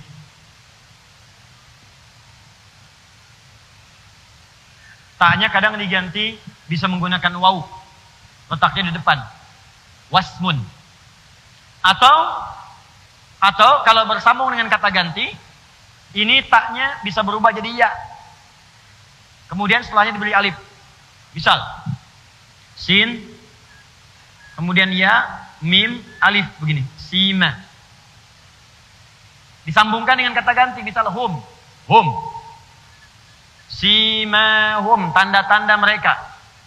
Itu ada di Quran surah ke-48 ayat 29. Simahum fi wujuhihim min atharis sujud. Mana Qurannya? Muhammadur Rasulullah walladzina ma'ahu asyidda'u 'alal kuffar ruhama'u bainahum tarahum ruk'an sujjada yabtaghuna fadlan min Allah wa ridwana simahum fi wujuhihim min atharis sujud. Simat, tanda. Asalnya simatun. Apa simah itu? Artinya tanda yang menunjukkan kepemilikan. Tanda yang menunjukkan kepemilikan. Kalau di Arab itu misal, ini mau Idul Adha nih. Anda beli sapi, Anda beli kambing, atau orang Arab beli unta, maka dia akan tuliskan tanda di unta itu. Bisa dengan cap misalnya. Bisa dengan tulisan tertentu. Nah itu tanda itu disebut simah namanya. Simatun. Jadi kalau Anda lihat, Anda bikin tanda misalnya ya. Nama Anda Asep. Ya. Asep. Beli kambing. Anda tandain misalnya pakai huruf A. Di tubuhnya. A kemudian P kecil. Jadi ketika Anda lihat kambing itu, Anda bisa katakan ini punya saya. Ini orang Arab mengatakan tilka simatuha. Itu tanda kambing dia. Jelas ya? Dalam Al-Quran, pemilik tanda sujud di wajahnya, yang sangat dekat dengan Allah, ada orang rajin sholat, saking rajinnya sholat, disebutkan orang ini punya kedekatan dengan Allah yang luar biasa. Apa tandanya? Nampak di wajahnya. Simahum fi wujuhihim min atharis sujud. Ada orang saking dekatnya dengan Allah, dan orang ini hati-hati. Dia itu kalau dia berangan-angan, menginginkan sesuatu misalnya, bukan angan-angan dalam pengertian negatif, khayal, bukan. Dia ingin sesuatu, ini orang belum mengangkat tangan, sudah dikabulkan oleh Allah Subhanahu Wa Taala. Firasatnya kuat. Anda nggak bisa berdusta di belakangnya, karena dekatnya dengan Allah, firasatnya kuat. Siapa orang ini? Dia akan kelihatan tandanya di wajahnya. Tanda yang dimaksud di sini jumhur ulama mengatakan, bukan tanda hitam di dahi. Bukan. Gak setiap orang punya tanda hitam ini menunjukkan dia punya keistimewaan di sisi Allah, bukan. Ya, tapi orang memang ada yang rajin sholat, punya tanda hitam di wajah. Tapi yang ini spesial. Yang ini spesial, dia punya tanda kedekatan di aura. Ada aura kebaikan, ada kemuliaan di wajahnya. Dan punya kedekatan luar biasa. Kalimatnya bukan jabhah tapi wujuh. Jamak dari kata wajhun. Wajhun punya dua arti. Pertama, wajah dari mulai tampak depan ini semuanya. Yang kedua, dari ujung kepala sampai ujung kaki. Bukankah Anda kalau sholat, wajjahtu wajhiya lilladzi fataras samawati wal ardh. Anda katakan, ya Allah, saya hadapkan wajahku sepenuhnya pada penguasa langit dan bumi. Kalau wajah diartikan ini saja, berarti ngadap sholatnya begini. Itu kiblatnya begini. Wajahnya aja. Ya? Jadi yang dimaksudkan dari ujung kepala sampai ujung kaki. Ada yang kedua, wajah itu yang dimaksudkan cuma tampak muka saja. Contohnya apa? Ayat wudu. Quran surah kelima ayat ke-6. Fagsilu wujuhakum. Ya ayyuhalladzina amanu idza qumtum ilas shalah. Hei orang-orang beriman, kalau ingin menunaikan salat dengan sempurna, fagsilu wujuhakum. Mulai berwudu, basuhlah wajahmu. Bukankah yang dibasuh wajah bagian depan? Semua kan? Oh, nggak bisa wajah dari atas sampai ke bawah, buyur semua. Tidak. Bagian depan saja sesuai contoh Nabi. Nah, maka orang ini, orang yang dekat dengan Allah, punya tanda dia, wajahnya begitu mulia, ditatapnya enak. Jadi kalau ngelihat orang ini adem gitu. Tenang. Ada harapan kemuliaan. Jadi kalau Anda menatap dia, ingatnya akhirat. Ingat tahajud. Ingat baca Quran. Ingat Allah. Itu luar biasa. Kan ada orang begitu kita tatap, kita lari. Ingat utang. Ingat macam-macam. Hati-hati ya, hati-hati. Jadi orang yang bermanfaat, berubah. Sehingga ketika orang lihat itu, orang merasa nyaman. Dan ada orang yang banyak yang tidak populer di dunia, tapi sangat terkenal di akhirat nanti. Sangat terkenal. Nah, ini simah namanya. Dan tampaknya bukan di wajah saja, karena tangannya itu baik, kakinya baik, telinganya baik, lisannya baik. Jadi kemana-mana yang dia kerjakan kebaikan, nggak pernah singgah di satu tempat kecuali tempat itu menjadi baik. Kecuali orang yang memang nggak pengen baik. Nabi itu orang baik. Setiap pindah tempat jadi baik. Di Mekah baik, ke Madinah baik. Kecuali orang yang nggak pengen baik. Abu Jahal itu dulunya berteman dengan Nabi, nggak pengen baik, jadi musuh. Abu Lahab, keluarga dekat Nabi, nggak pengen baik, jadi buruk nasibnya. Jelas ya? Itulah simatun. Itu yang pertama. Kedua, alamah. Alamah. Ini sudah diserap ke dalam bahasa Indonesia menjadi alamat. Sudah jadi bahasa Indonesia. Alamat. Baik. Kalau ada kata alamat, pelan-pelan. Itu berarti tanda yang mendekatkan pada suatu tempat atau tujuan. Awas ya, nanti ini kelihatannya sederhana nih, baru cuma satu kalimat, tapi nanti Anda akan temukan dan dalam maknanya. Simatun, simahum, wasmun adalah tanda yang menunjukkan kepemilikan. Alamatun, tanda yang mendekatkan seseorang kepada tempat atau tujuan. Karena itu ketika orang ingin berkunjung ke rumah Anda, supaya cepat sampai, supaya dekat, dia akan bertanya, di mana alamatnya Pak? Di mana alamatnya Bu? Anda ingin ke Masjid Al-Fathu, nggak bisa tanya teman, ketik Google, tuliskan alamatnya. Begitu Anda dapatkan alamatnya, cepat sampai ke tujuan. Tak tahu alamat, berputar-putar, berliku, berkelok, belum tentu sampai ke tujuan dengan benar. Itulah alamat. Tapi Allah tidak mengatakan tilka simatun, tilka alamatun. Awas.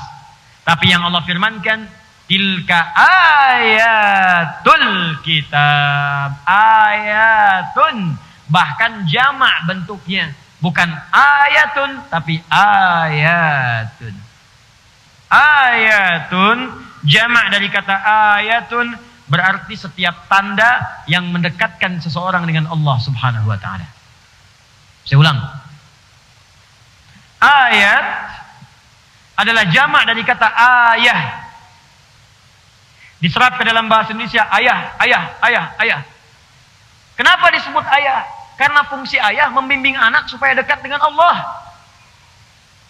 Itu bukan kalimat biasa. Supaya anak itu dekat dengan Allah. Makanya saat berumah tangga, Pak, saat berumah tangga, turun ayat rumah tangga. Dibuka dengan kalimat ayat. Buka Quran surah ke-30 ayat 21. Silakan lihat.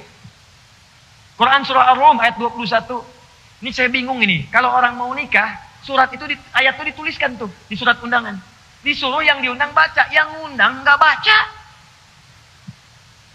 Wa min ayatihi an khalaqalakum min anfusikum azwaja litaskunu ilaiha wa ja'ala bainakum mawaddatan wa rahmah inna fi dzalika laayatil liqaumin yatafakkarun. Ayat.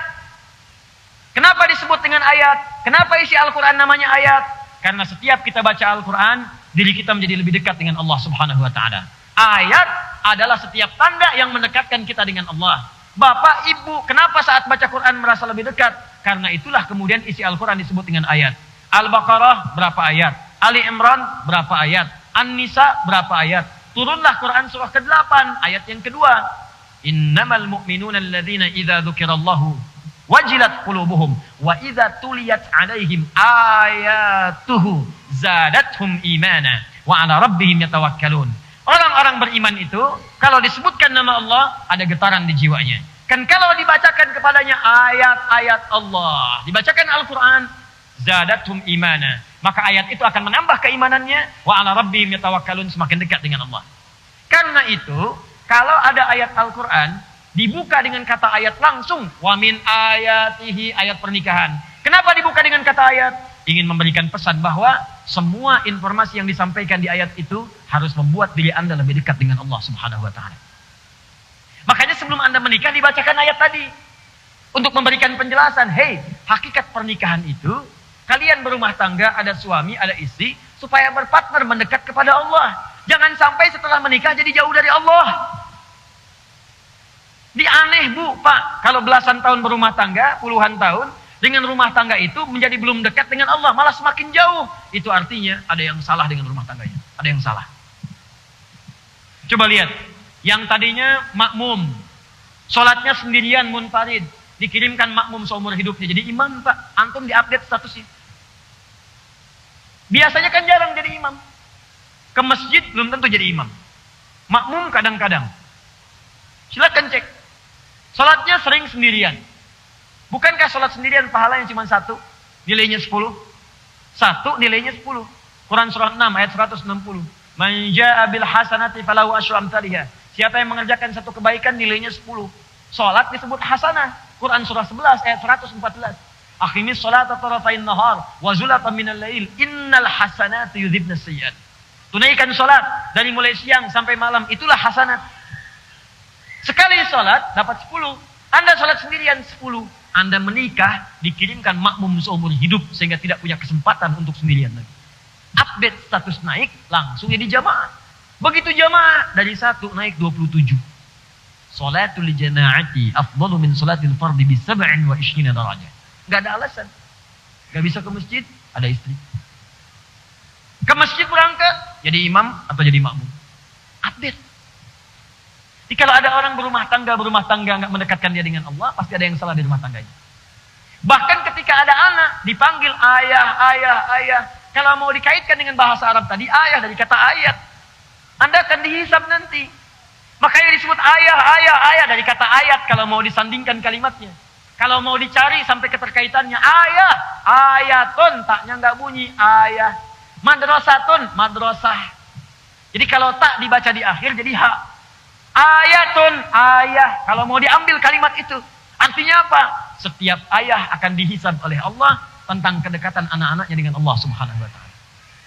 Makanya di Quran, sesibuk apapun para ayah itu selalu ditampilkan dekat dengan anaknya untuk membimbing dia ibadah. Coba saya tanya pada Anda ya, di surat Luqman, yang nasehatin anak dekat dengan Allah, ibunya atau bapaknya? Bapaknya. Idh qala Luqmanu libnihi. Ketika Luqman bapaknya mendekatkan diri kepada Allah melalui anaknya. Nah, jangan musyrik, la tusyrik billah. Ya bunayya aqimis shalah. Nah, ayo salat yuk. Yang ngajak salat bapaknya. Yang menjaga tauhid itu bapaknya. Yang ngajak ke taklim bapaknya. Jadi sesibuk apapun Anda dalam mencari nafkah, jangan lupa harta terbesar itu ada di rumah. Jangan sampai Anda jadi harta keluar, yang di rumah dilupakan. Nunggu. Nabi Ibrahim coba. Nabi Khalilullah dekat dengan Allah. Tapi ke anak masih ada perhatian. Ya bunayya. Quran surah 37 ayat 101 sampai 107. Ya bunayya inni ara fil manami anni adbahuka fanzur madza tara. Masih dengan anak. Nabi Ibrahim alaihissalam ini menetapnya di Palestina, Kanaan. Anaknya Ismail alaihissalam di Mekah. Jarak dari sini ke sini pakai bis sehari 2 malam. Gak percaya silahkan coba. Sehari 2 malam.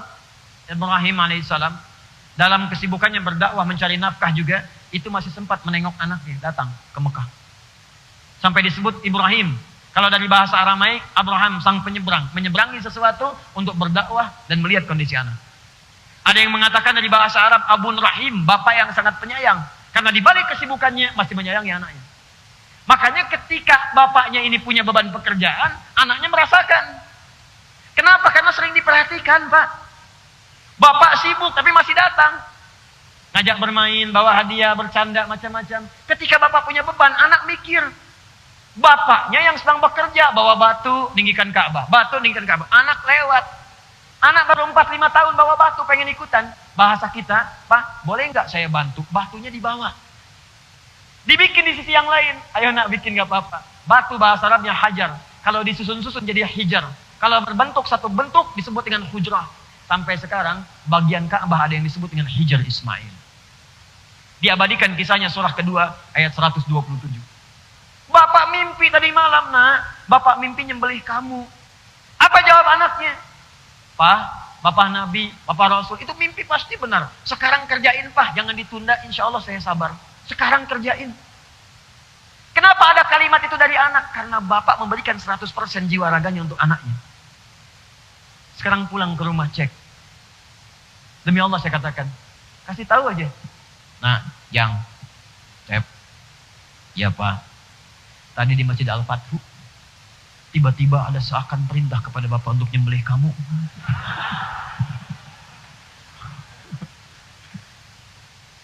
Bagaimana pendapat Ananda? Walah Pak, sesat itu Pak, sesat. Bid'ah. Lari dia. Atau jangan yang tinggi-tinggi lah. Ibu sedang nyapu, kelihatan anak dibantu enggak? Dan ibu yang ngandung dia. Ibu yang memberikan ASI-nya. Ibu yang kadang-kadang menangis untuk merawatnya. Tapi begitu ibu cuma pegang sapu, dibantu enggak? Jangan-jangan ibu yang nyapu, dia yang perintahin, Bu. Mah, nu paling dia dacan. Ini masih kotor. Antum yang isi bensin, anak yang pakai. Antum yang nyuci, dia yang pakai. Kalau terjadi begitu jangan dimarahin dulu. Tanyakan pada pribadi, apa yang telah saya lakukan di masa lalu sehingga dia tidak mengenal saya sekarang. Itu manhaj, teman-teman sekalian. Itu manhaj. Itu indah. Makanya bahasa Al-Qur'annya menggunakan kata ayat, ayah. Ayah. Kalau anak manggil dengan kata ayah, aduh. Tolong ingat Allah ya. Tolong ingat Allah. Ayah. Langsung ingat, ya Allah, udah dekat belum anak saya dengan Allah? Ingat. Saya nggak mau sambungkan dengan bahasa-bahasa lain. Ustaz itu nggak ada kaitannya, terserah, itu terserah Anda. Saya hanya menerangkan apa yang saya pahami. Kalau itu Anda praktekkan, terjaga diri Anda. Ku anfusakum wa ahlikum nara. Jaga diri Anda dan keluarga dari neraka. Jaga betul. Pahami. Jadi kalau itu Anda paham dengan baik, setiap dipanggil ayah, bisa menetes air mata Anda. Kenapa? Bukan cuma bangga anak manggil, tapi Anda pun merasakan dihisab saya di lewat anak ini. Akan dihisab saya. Akan dihisab. Dan mereka juga ternyata menunggu, Pak. Saya seringkali bercerita bagaimana, ini anak saya saja dari kecil-kecil, itu nunggu, Pak. Pengen bertemu bapaknya. Dan demi Allah saya katakan sampai sekarang, gak pernah mereka serius saya manggil Ustaz. Tidak. Syekh, gak ada. Mereka rindu ayahnya. Nunggu di rumah, kadang saya pulang malam, Pak. Itu anak saya yang pertama, usia 3 tahun. Dia udah tahu bapaknya pulang malam. Dia sengaja tidur siang supaya malam bangun. Nunggu saya depan pintu, saya masuk dibuka sama dia. Buya! Manggilnya Buya, bukan Ustadz. Ustadz! Enggak. Dia pengen ayahnya. Apa setelah itu? Main bola yuk. Bayangkan, anak 3 tahun, jam 9 nunggu depan pintu. Anak 3 tahun kan paling tidur jam 8, setengah 8. Jam 9 nunggu depan pintu. Buya, main bola yuk. Ya main bola kita, Pak. Main bola. Udah selesai, apakah tuntas? Belum. Ya, kuda-kudaan jadi kuda. Dia naik. Tapi ada kenikmatan gitu, lelah. Lihat wajah-wajah jamaah yang punya masalah misalnya. Lihat kertas-kertas pertanyaan. Hilang semua tuh. Semangat lagi. Udah dia tidur, dah. Kita mandikan, malam kita lap, sudah dia wudhu tidur. Kita doakan, kita tatap, ya Allah ke surga gak dengan kamu nanti. Kita berdoa lagi. Setelah itu kita buka-buka lagi, ada pertanyaan apa hari ini. Setelah itu evaluasi, saya salah apa di hari ini. Baru istighfar, baru tidur. Tapi belum tuntas. Ibunya bilang, nah, Buya itu pulang masih capek, masih berdakwah. Kalau besok mau main, jangan langsung main ya. Biar istirahat dulu. Bijitin dulu sama kakak, diajarin tuh. Besoknya nunggu depan pintu, nunggu lagi. Apa kalimat pertamanya? Buya, capek ya? Sini kakak pijitin. Tarik tangan saya. Sini ya, dorong ke kamar. Tidur. Pijitin mandi. Belum 5 detik. Ya, main bola yuk. Tapi air mata saya keluar saat itu. Ya, dia itu indah gitu. Kenapa ketika Anda tidak dipanggil dengan kalimat itu ayah, boleh mungkin jadi papa, jadi papi, pipi atau yang lain silahkan. Abi, buya, abati silahkan. Tapi ingat setiap panggilan itu akan dimintai pertanggungjawaban di hadapan Allah Subhanahu wa taala. Karena ayat pernikahan dibuka dengan kalimat ayat. Tanda yang mendekatkan seseorang dengan Allah Subhanahu wa taala. Sekarang surah Yusuf setelah alif lam ra Allah menantang semuanya, tak ada yang mampu. Kata Allah, "Hei, berikut ini akan saya kisahkan berbagai jenis kisah, hal-hal yang sangat indah yang akan membuat kalian lebih dekat dengan Allah Subhanahu wa taala." Jadi ayat yang akan kita kaji ini, kenapa dibuka dengan kalimat ayat? Allah ingin memberi pesan kepada kita bahwa nanti di balik kisah yang akan kita baca ini, ayat yang akan kita pahami ini, semua tahapan-tahapan setiap hurufnya, kalimatnya akan membuat diri kita lebih dekat dengan Allah Subhanahu wa taala. Jadi kalau ada yang ngaji sekarang dengan saya, surat Yusuf ini nanti berikutnya kita bahas, ternyata keadaannya tidak lebih dekat dengan Allah, berarti ada yang salah dengan cara dia memahami dan mengkajinya, atau mungkin saya kurang pandai menyampaikannya, sehingga butuh ustadz lain yang harus Anda jadikan rujukan dalam kehidupan Anda. Harus membuat kita lebih dekat dengan Allah Subhanahu wa taala. Nah, kalimat ayat ini dibuka dengan kata tilka. Saya belum selesai. Awas. Tilka. Tapi di mushaf diartikan dengan ini. Coba lihat terjemah. Tilka ayatul kitabil mubin. Awas. Coba lihat di ininya. Ayat-ayat ini kan? Ya kan? Ini kan? Padahal tilka dalam bahasa Arab itu bentuk muannas dari kata zalika. Zalika itu untuk mudzakkar. Ayat muannas menggunakan tilka. Tilka ayat. Kenapa di situ menggunakan kata tilka, bukan menggunakan kata hadhihi. Dalam bahasa Arab ini hadhihi bentuk muannasnya. Mudzakarnya hadza. Kenapa Allah tidak mengatakan misalnya hadhihi ayatul kitabil mubin? Kenapa menggunakan tilka? Kenapa Allah tidak mengatakan hadzal kitab la raiba fi hudal lil muttaqin? Kenapa berfirman dzalikal kitab? Nah, ini pakainya ilmu balaghah untuk bisa menafsirkannya. Jadi di bahasa Arab itu ada 4 ilmu. 1 nahwu, 2 sharaf. Sharaf ada nanti 12 cabang ilmu lagi. Setelah itu balaghah. Balaghah ada 3 cabang ilmu lagi. Ma'ani, bayan, kemudian badi'ah. Setelah itu arud. Arud punya 16 cabang ilmu lagi. Disebut dengan bahar.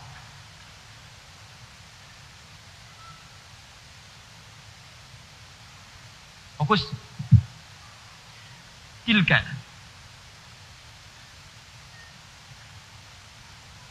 Ya. Perhatikan baik-baik. Artinya itu. Hadhihi artinya ini. Disampaikan dengan tilka tapi diterjemahkan dengan ini. Harusnya itu. Nah, ini cara memahaminya bukan dengan ilmu nahwu, tapi dengan ilmu balaghah, ilmu tingkat tingginya. Ada bayan di sini, ada badi yang di sini dengan penuh keindahan. Kalau ada kalimat Al-Qur'an menunjuk kepada ayat, kemudian ditunjukkan dengan kata tilka atau zalika, yang makna asalnya sebetulnya itu. Saya mau tanya pada Bapak Ibu, itu menunjuk pada jauh atau dekat? Jauh. Nih lihat nih. Ini. Hadzal kalam. Spidol ini. Itu. Tilka sa'ah. Jam itu. Jauh. Nah, kalau dalam kalimat Al-Quran, misal, ada ayat, kata ayat, atau Al-Quran, atau Alkitab, diawali dengan bentuk jauh, tilka ataupun zalika, ini ingin menunjukkan sifat keagungan ayat itu yang jauh dari jangkauan manusia. Sifat keagungan keistimewaan ayat itu yang jauh, yang tidak bisa kemudian diikuti dan disaingi oleh manusia. Seakan-akan Allah ingin sampaikan, hei, saya tantang kalian semua kalau kalian bisa membuat seperti Al-Quran. Jangan ragukan isi Al-Quran, karena Al-Quran itu berasal dari zat yang sangat jauh dari jangkauan kalian, dari Allah Subhanahu wa Ta'ala. Isinya jauh dari apa yang bisa kalian buat. Hikmahnya jauh dari apa yang bisa kalian bayangkan. Kalau nggak percaya, silahkan buat semisal ini. Tapi jangan lupa, saya akan tunjukkan kepada kalian makna-makna yang jauh dari yang kalian bayangkan. Ketika kalian pelajari, maka kalian akan menjadi lebih dekat denganku, dengan Allah Subhanahu wa Ta'ala. Di cara menafsirkannya, tilka ayatul kitabil mubin, bahwa saya akan kisahkan kata Allah, inilah Al-Quran, inilah firman Allah, firman yang nyata, yang tidak ada keraguan, yang terkumpul tanpa celah, yang di dalamnya ada berbagai informasi yang membuat Anda dekat dengan Allah Subhanahu wa Ta'ala. Dia bukan karya Muhammad, dia bukan buatan Muhammad SAW. Dia berasal dari zat yang sangat jauh dari apa yang kita bayangkan. Dia berasal dari zat yang sangat jauh dari apa yang kita pikirkan. Dan dia jauh tidak sama dengan apa yang kalian sekarang kemudian hadirkan. Paham di sini? Jadi secara singkat, kalau ada kalimat dzalika atau tilka, itu menunjukkan makna keagungan dan kemuliaan pada apa yang akan disampaikan. Agung dan mulia. Yang sulit ditandingi.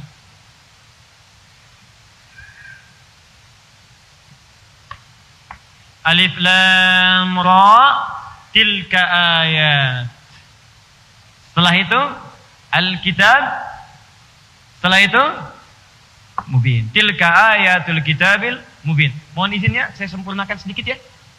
Sampai berhenti di akhir ayatnya. Kalau dipotong nanti nggak bagus itu ya.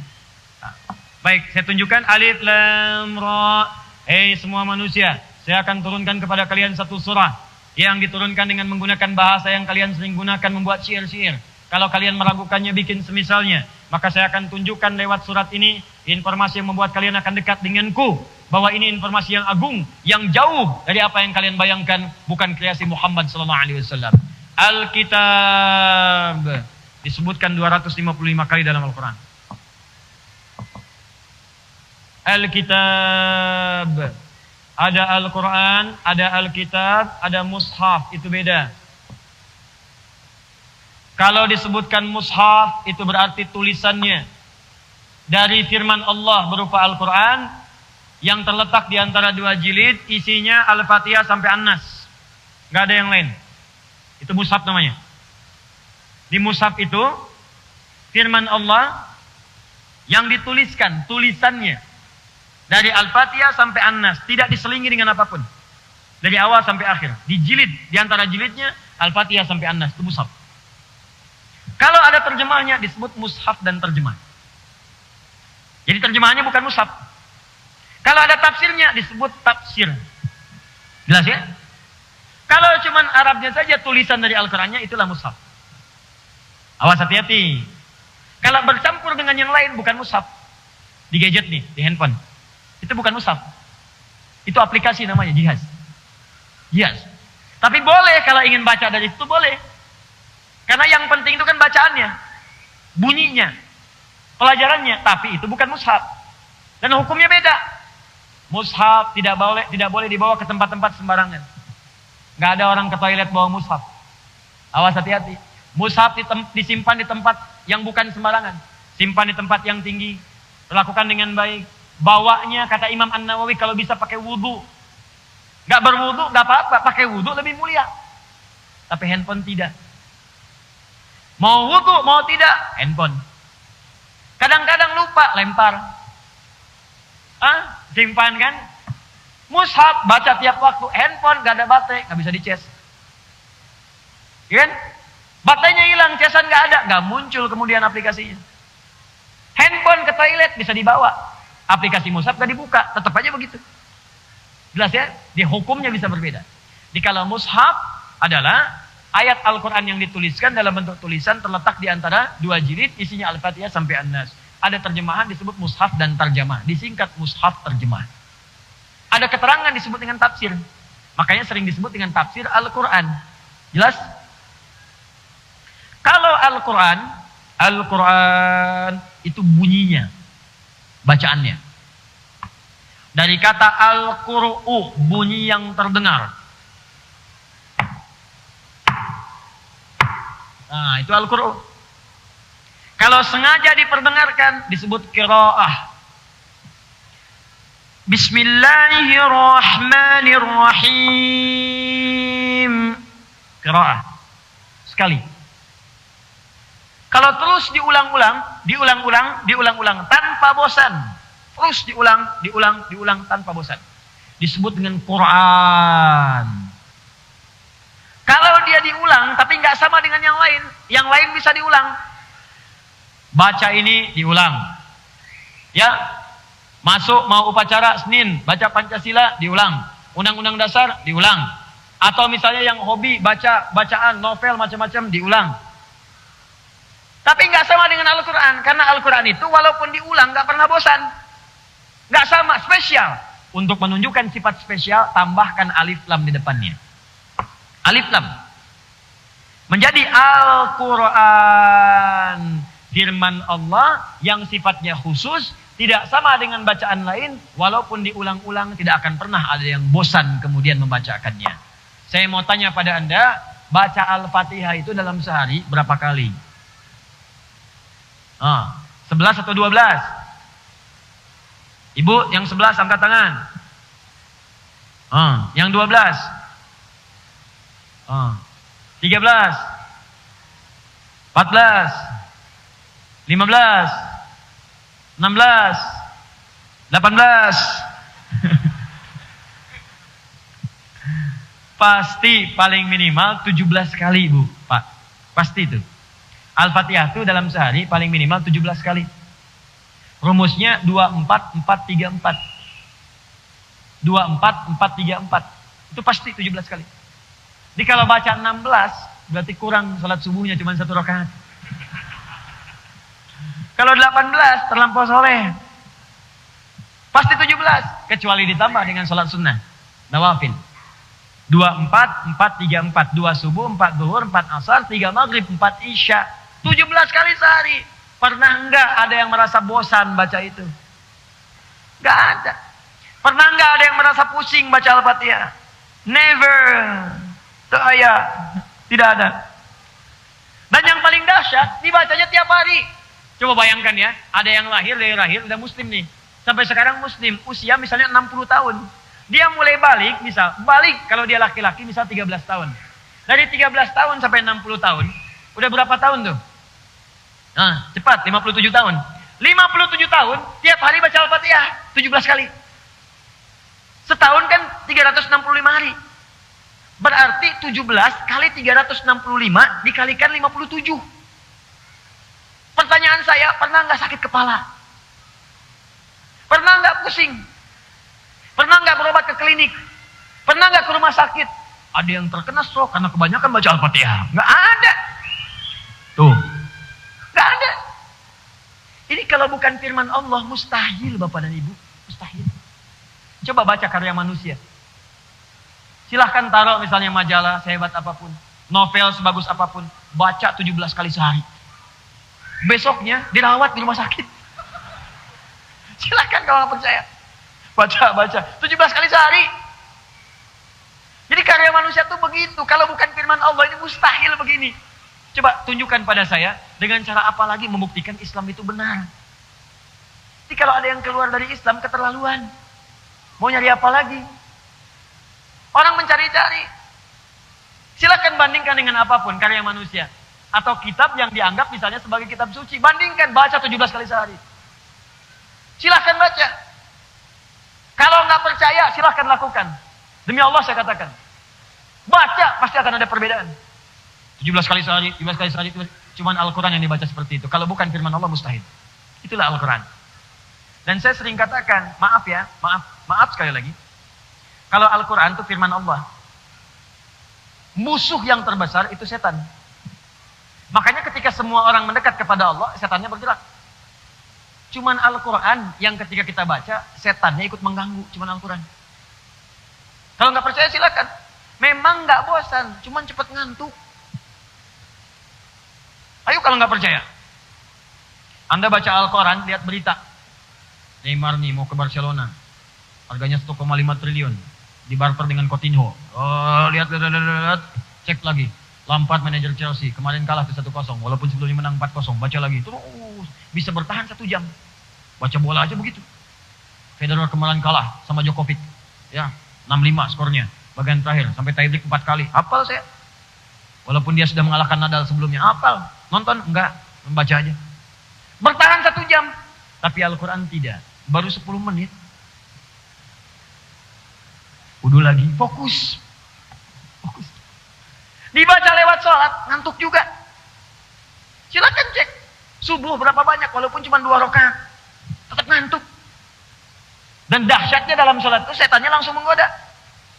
Gak percaya silakan. Di Abu Daud itu kan disebutkan. Nomor hadis 857. Ya, begitu Anda bertakbir. Fa'idha kabbara bima makna, ketika seorang salat mulai bertakbir, maka setan mulai berkata, udkur kada. Ingat ini, ingat itu. Maka Anda akan mulai mengingat apapun yang tidak ingin Anda ingat. Nanti asar loh. Buktikan. Asar. Oh, Anda sudah siap begini. Bismillahirrahmanirrahim. Fokus tuh. Allahu Akbar. Kunci mobil di mana? Hari ini WA belum dibalas. Besok arisan belum, macam-macam. Sampai yang saya sampai pun sekarang, ada lagi. Nanti pas asar ada tuh di benak, di kepala Anda nanti ada. Pas asar. Ingat ya, kata Ustadz Adi. Nanti begitu kamu takbir, akan ada setan menggoda, membisikkan, membuat apa yang tidak ingat menjadi ingat. Itu setan. Pada waktu itu. Sampai selesai. Makanya bahkan ada orang yang sholat, tidak sadar berapa rakaat sedang menunaikan sholatnya. Kalau bukan Al-Quran, setannya nggak akan menggoda. Silakan cek. Apa ada orang main musik digoda setan? Gak ada. Lenggel, biarin aja setannya digoda. Cuma ditiup doang, bagus, terusin. Tapi baca Quran tidak. Ngantuk, jatuh. Ngantuk, itu tandanya Qurannya benar. Itu tandanya firman Allah. Kalau bukan firman, mustahil begitu. Mustahil. Nah, itulah Al-Quran. Kalau Anda ingin lihat Qurannya secara sempurna, bacaannya sempurna, tersusun rapi, tidak ada celaknya. Setiap ada salah harakat ketahuan. Setiap ada huruf yang dibuang ketahuan. Setiap dipalsukan ketahuan. Maka sesuatu yang sempurna, tersusun rapi, terbebas dari celah, nggak ada aibnya, itu disebut dengan kitab namanya. Kitabun. Karena itu, kenapa buku bahasa Arab disebut dengan kitab? Karena buku itu adalah tulisan yang sempurna dari awal sampai akhirnya. Kalaupun ada yang salah harus dikoreksi. Dan Al-Quran kenapa disebut dengan kitab?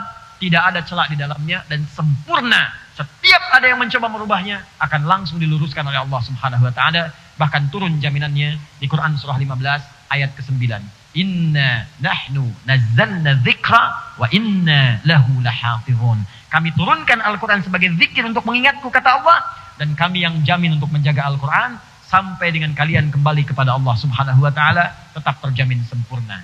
Mubin, nyata, kelihatan, dibuktikan oleh Allah.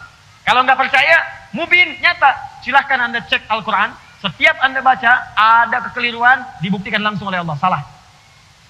Ada yang memalsukan, ketahuan. Salah. Ada yang bikin tandingan, ketahuan salah. Mubin, nyata kebenarannya. Jadi Allah ingin menyampaikan ketika dirangkai kalimatnya, tilka ayatul kitabil mubin. Allah ingin menyampaikan, hei, saya akan kisahkan kepada kalian berbagai informasi di surah ini yang akan membuat kalian lebih dekat dengan saya. Ini sumbernya dari saya, jauh dari apa yang kalian bayangkan. Bukan rekayasa Muhammad, bukan buatan Muhammad SAW.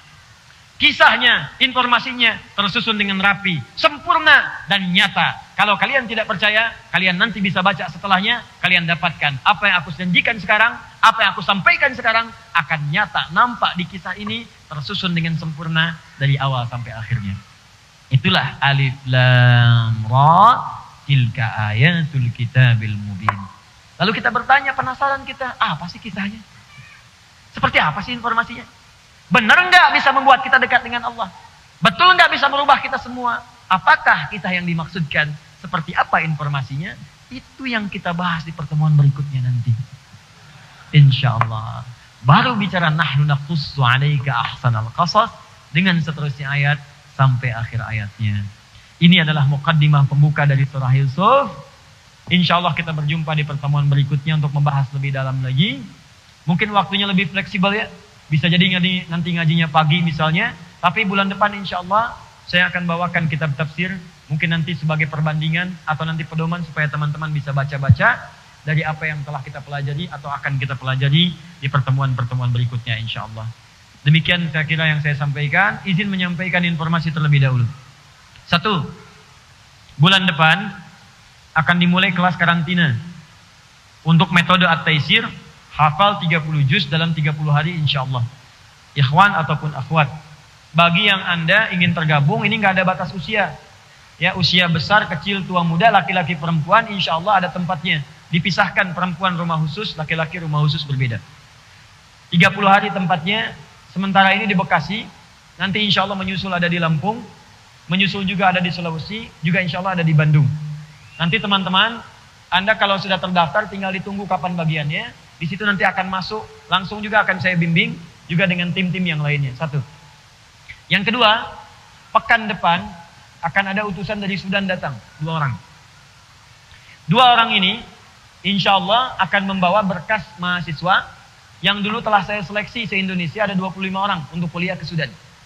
Saya sampaikan dari sekarang, siap-siap sepekan atau 2 pekan setelah Idul Adha, yang sudah dinyatakan lulus, insya Allah akan kami kirim insya Allah ke Sudan. Untuk berangkat. Dan mereka akan membawa kuota baru 15 orang, tapi khusus untuk penghafal Quran 30 juz. Akan diberikan beasiswa di Jamiatul Quran, Universitas Al-Quran, yang terletak di Sudan. Ya, itu nanti insya Allah pekan depan akan datang, nanti saya akan sampaikan informasinya. Terakhir, yang ketiga, pekan depan pula, saya akan membuka seleksi penerimaan, khusus program PKU, ya, Pendidikan Kadar Ulama. Itu saya didik langsung, ini angkatan ketiga. Itu langsung saya didik, saya tempatkan di tempat tinggal kami nanti di Bekasi. Kami yang biayai selama tinggal. Akomodasinya selama setahun akan saya didik. Nanti setelah itu akan disampaikan untuk kuliah di luar. Untuk mempertajam ilmunya. Pekan depan saya akan buka penerimaannya. Syarat ketentuannya ada. Nanti silahkan kalau Anda misalnya masuk ke bagiannya. Mungkin nanti akan dibuka. Barangkali nanti ada kelas akhwat dengan pembimbing tertentu. Mungkin nanti kita akan lihat. Ya, kalau memang ada kemudahan-kemudahannya. Dan ini alhamdulillah sebagiannya sudah kerjasama, secara lisan sudah bicara, dengan Al-Azhar sudah, dengan Sudan sudah, dengan beberapa kampus yang lain sudah, dan insya Allah mudah-mudahan akan dibimbing langsung juga oleh masyayikh-masyayikh yang lain, yang hadir bersama kita, mudah-mudahan menghasilkan kualitas ulama yang bisa pulang mengajar kembali daerahnya masing-masing insya Allah. Saya kira itu, semoga Allah menerima ikhtiar kita, dan semoga diwafatkan husnul khatimah, sampai dengan kembali kepada Allah subhanahu wa ta'ala. Allahumma rabbana taqabbal minna innaka antas samiul alim. وتب علينا إنك أنت التواب الرحيم اللهم علمنا ما ينفعنا علمنا ما جهلنا ووفقنا فيما تعلمنا لنعمل بها يا أرحم الراحمين اللهم اجعلنا من أهل القرآن واجعل القرآن لنا يا الله صحيبا لنا في الدنيا وشفيعا لنا في الآخرة يا رب العالمين اللهم زين أخلاقنا بزينة القرآن وزين حياتنا بحياة القرآن واجعلنا يا الله واجعلنا يا الله واجعلنا يا الله من عبادك الصالحين مع الذين أنعمت عليهم من النبيين والصديقين والشهداء والصالحين وحسن أولئك رفيقا اللهم ربنا آتنا في الدنيا حسنة وفي الآخرة حسنة وقنا عذاب النار بفضلك سبحان ربك رب العزة عما يصفون وسلام على المرسلين وآخر دعوانا أن الحمد لله رب العالمين Subhanakallahumma wa bihamdika asyhadu an la ilaha illa anta astaghfiruka wa natubu ilaik. Assalamualaikum warahmatullahi wabarakatuh.